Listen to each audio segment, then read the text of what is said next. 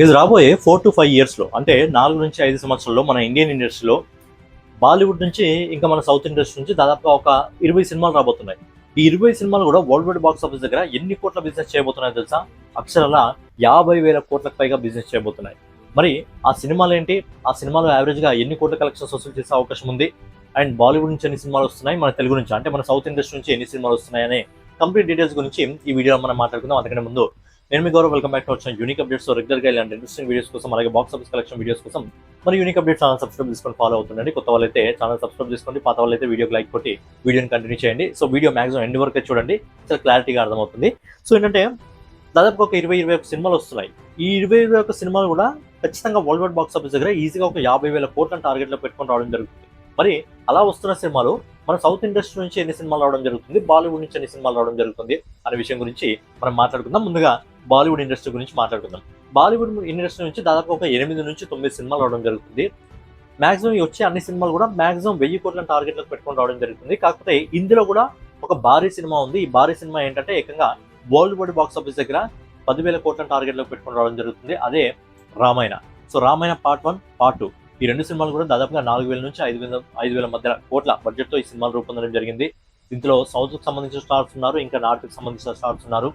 నమిత్ మల్హోత్రా చాలా భారీ బడ్జెట్ పెట్టి ఈ సినిమాను రూపొందించడం జరిగింది.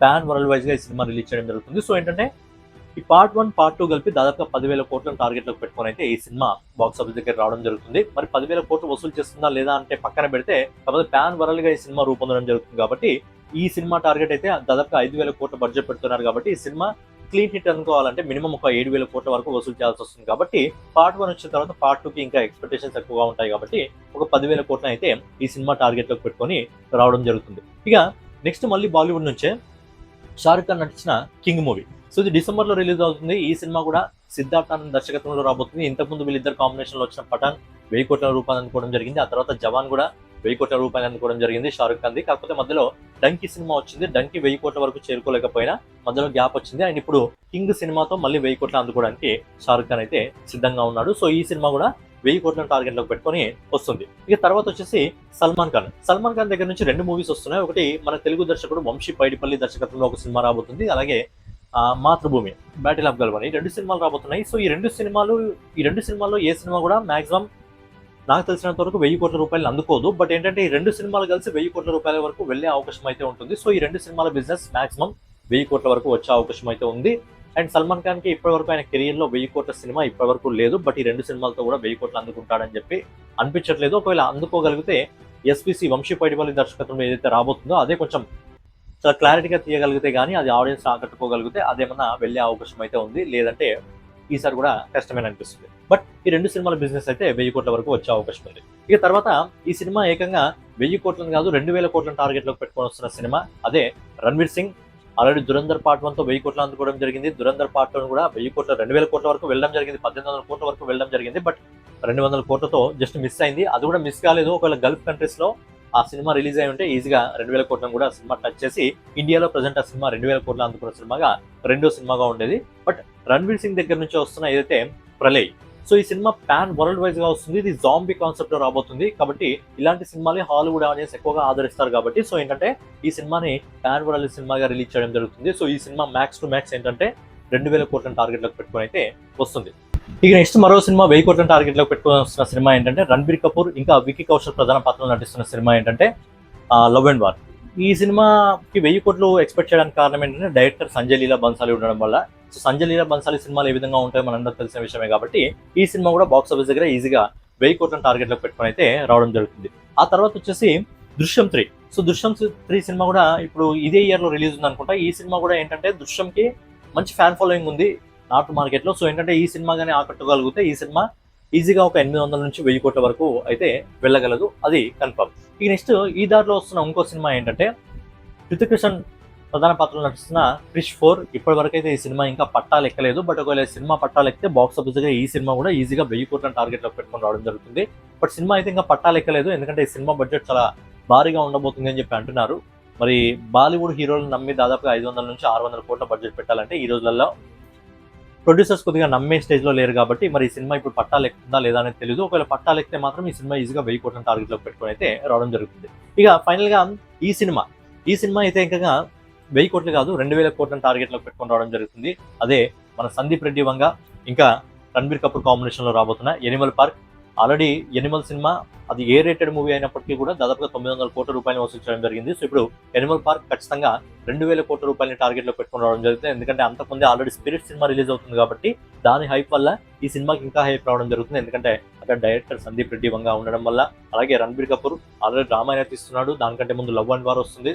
సో ఇక్కడ క్రేజ్ అనేది పెరుగుతుంది కాబట్టి ఖచ్చితంగా ఈ సినిమా కూడా మ్యాక్స్ టు మ్యాక్స్ అంటే 2000 కోట్లను టార్గెట్లో పెట్టుకొని రావడం జరుగుతుంది. అంటే ఆల్మోస్ట్ ఒక బాలీవుడ్ నుంచి ఓవరాల్ గా ఒక 8 సినిమాలు అయితే రావడం జరుగుతుంది. ఈ 8 సినిమాల బిజినెస్ కూడా ఆల్మోస్ట్ ఒక 18,000 నుంచి 20,000 కోట్ల వరకు బిజినెస్ చేసే సత్తా అయితే ఉంది. బట్ ఇందులో క్రూషల్ ప్లే చేసేది అంటే రామాయణ చాలా క్రూషల్ రోల్ ప్లే చేయనుంది. మిగతా సినిమాలన్నీ కూడా అంటే అక్కడి వరకు చేరుకోగలవు. అన్ని సినిమాలు చేరుకోగలవా అంటే ఆ సినిమా కంటెంట్ల పైన కూడా ఆధారపడి ఉంటుంది. ప్రతి సినిమా మీ లిస్ట్ లో మాట్లాడుకున్న ప్రతి సినిమా కూడా 1000 కోట్లకు అడుగు పెడుతుందని కాదు. కాకపోతే ఆ డైరెక్టర్ల సత్తా, ఆ స్టోరీకి ఉన్న కంటెంట్ బట్టి ఖచ్చితంగా 1000 కోట్ల వరకు వెళ్లే సినిమాలు, అది కంటెంట్ బాగా ఆడియన్స్ ఆకట్టుకోగలిగితేనే అక్కడి వరకు వెళ్ళగలరు. ఇది బాలీవుడ్ నుంచి దాదాపుగా ఒక 8 నుంచి 9 సినిమాలు ఉన్నాయి. ఇప్పుడు మన సౌత్ ఇండస్ట్రీ గురించి మాట్లాడుకుందాం. మన సౌత్ ఇండస్ట్రీలో ఎక్కువ కలెక్షన్స్ అందుకోగలిగిన సత్తా ఉన్న సినిమా ఏంటంటే రాజమౌళి గారు ఇంకా మహేష్ బాబు గారి కాంబినేషన్ లో రాబోతున్న వారణాసి. సో ఈ సినిమా పాన్ వరల్డ్ వైజ్ గా రూపొందడం జరుగుతుంది. సో ఈ సినిమా బడ్జెట్ దాదాపుగా 1500 కోట్ల రూపాయల వరకు ఇప్పటి వరకు రావడం జరిగింది. సో ఇంకా దగ్గరకు వచ్చే వరకు ఈజీగా ఈ సినిమా 1800 కోట్ల వరకు వెళ్లే అవకాశం ఉంది. సో ఈ సినిమా టార్గెట్ వచ్చేసి 2000 కోట్లు 3000 కోట్లు అందుకుంటే సరిపోదు. మినిమం 4000 నుంచి 5000 కోట్లని ఈ సినిమా టార్గెట్ లో పెట్టుకొని రావడం జరుగుతుంది. ఎందుకంటే రాజమౌళి గారు ఎలాంటి డైరెక్టర్ మనందరికీ తెలుసు, ప్రపంచంలో ఉన్న ఆడియన్స్ అందరికీ కూడా తెలుసు. ఎందుకంటే రీసెంట్ గానే ఈగా మూవీ చూడడం జరిగింది, వాళ్ళు త్రిబుల్ ఆర్ మూవీ చూడడం జరిగింది, బాహుబలి సినిమా చూడడం జరిగింది. సో ఏంటంటే రాజమౌళి గారు ఎలాంటి డైరెక్టర్ తెలుసు, ఆయన విజన్ ఏ విధంగా ఉంటుందో తెలుసు కాబట్టి ఆయన విజన్ ఎప్పుడు కూడా మనం తక్కువ అంచనేయలేం. సో ఖచ్చితంగా వారణాసి టార్గెట్ 4000 నుంచి 5000 కోట్లు. బాలీవుడ్ లో రామాయణ 10,000 కోట్ల టార్గెట్ లో పెట్టుకొని వస్తుంటే 2 పార్ట్లు.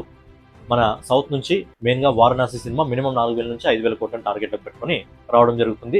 సో మన ఇండియన్ అంటే మన సౌత్ ఇండస్ట్రీలో ఈ సినిమా మెయిన్ క్రూషల్ అయితే రోల్ అయితే ప్లే చేయబోతుంది. ఇక తర్వాత వచ్చేసి ఎన్టీఆర్ ఇంకా ప్రశాంత్ నీల్ కాంబినేషన్ లో రాబోతున్న డ్రాగన్.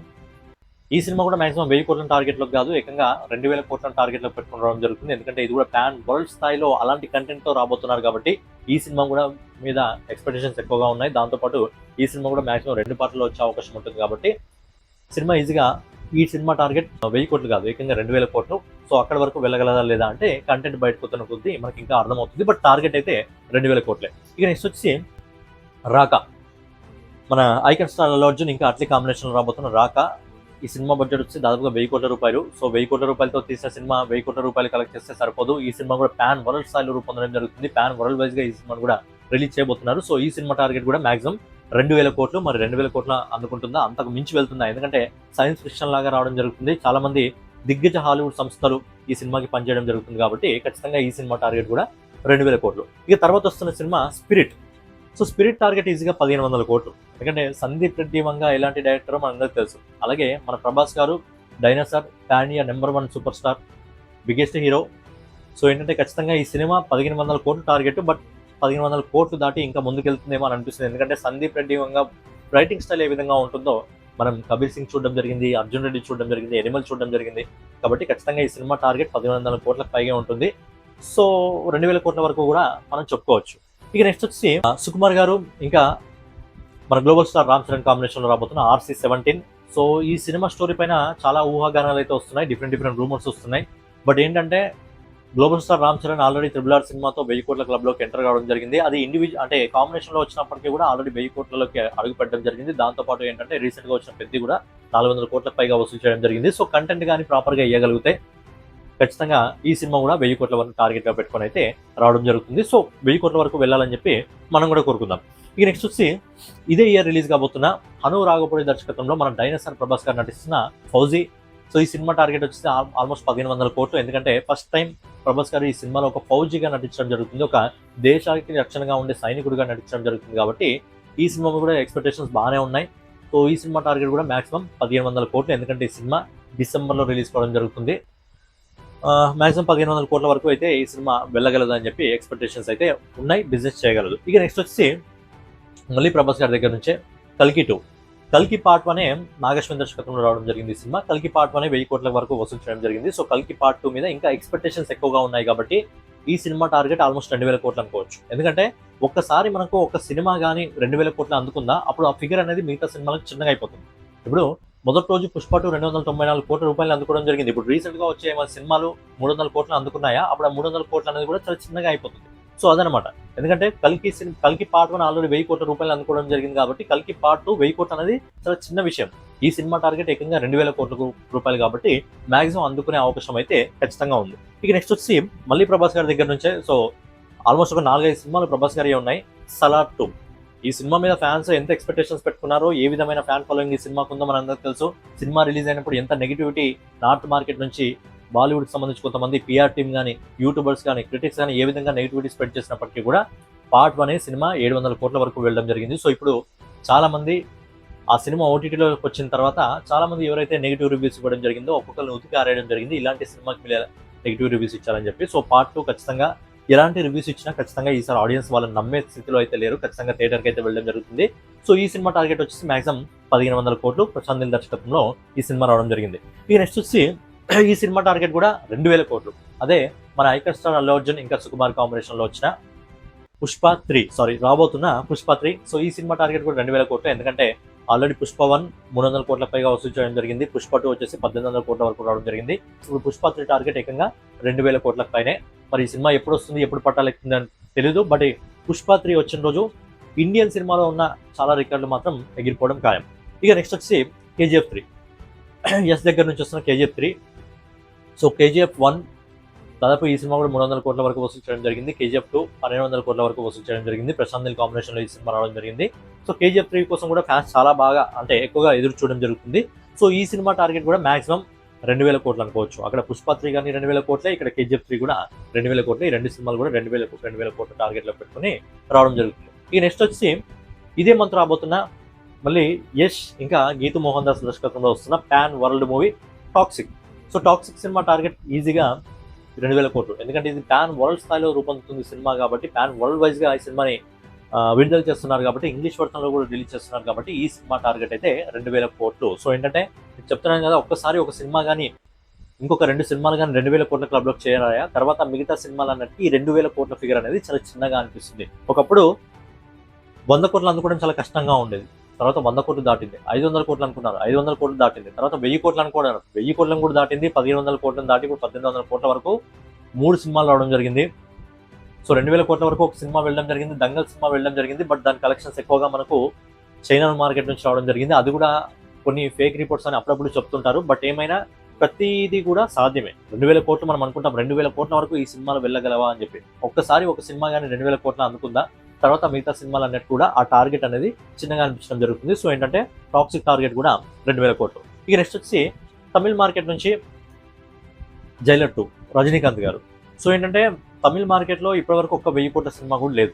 సో ఇప్పుడున్న హీరోల్లో ఆల్రెడీ విజయ్ తలపతి గారు రాజకీయాల్లోకి రావడం జరిగింది కాబట్టి ఎవరైనా ఎక్స్పెక్టేషన్స్ ఉంటాయంటే ఖచ్చితంగా రజనీకాంత్ గారి మీద ఉంటాయి. ఎందుకంటే ఆయన నటించిన రోబో 2.0 అలాగే జైలర్ 2 సినిమాలు కూడా ఆల్మోస్ట్ 700 కోట్ల వరకు రావడం జరిగింది కాబట్టి ఇప్పుడు ఆయన మీద ఎక్స్పెక్టేషన్స్ ఉన్నాయి. ఎందుకంటే జైలర్ 2లో చాలా స్టార్ క్యాస్ట్ ఉంది కాబట్టి ఈ సినిమాకు ఒక్క సినిమాకి మాత్రమే 1000 కోట్లు అందుకునే అవకాశం ఉంది తమిళ మార్కెట్ నుంచి.